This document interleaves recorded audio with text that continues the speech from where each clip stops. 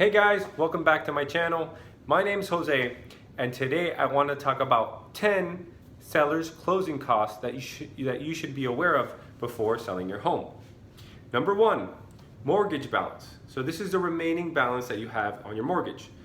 Take in mind, if you have a second mortgage, it's separate from the first one, and if you have any kind of home equity lines of credit.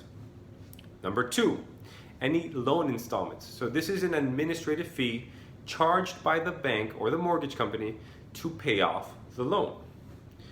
Number 3, debt. So any money that is owed to contractors, or there's a judicial ruling, or any kind of property taxes.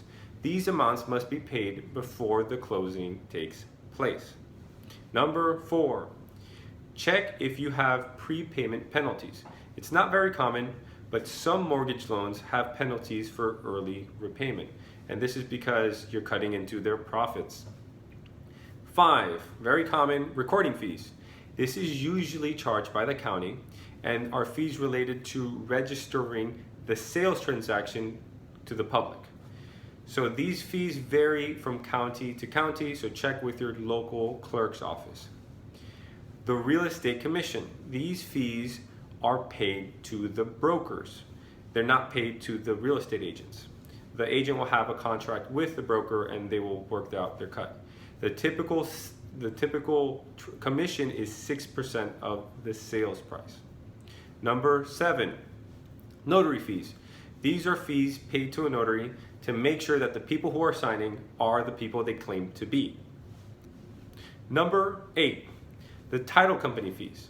So the title company is responsible for the entire transaction. They're going to be collecting the deposits, they're going to be making sure that the payoffs are correct, they're going to be contacting all the parties, and they're going to receive the money from the lender, pay the costs, collect all of those deposits, and distribute the money between the mortgage and the owner of the property, the seller. Number 9, seller's concessions. This isn't very often, but sometimes it is put in the buyer's contract, and it's the amount of money a seller will contribute to a buyer to help with his or her closing costs.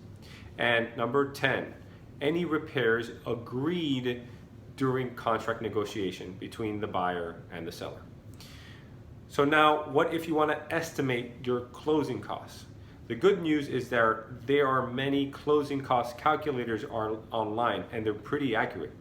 The rule of thumb is that the closing cost should be about 1.5%, give or take, of the sales price. It goes a little bit down with the cash purchases. And don't forget to include your property taxes, mortgage payoffs, and commissions, and everything else that I mentioned above. So if you want any more information, my name is Jose. Feel free to reach out to me with any questions that you have. My contact info is going to be below this video.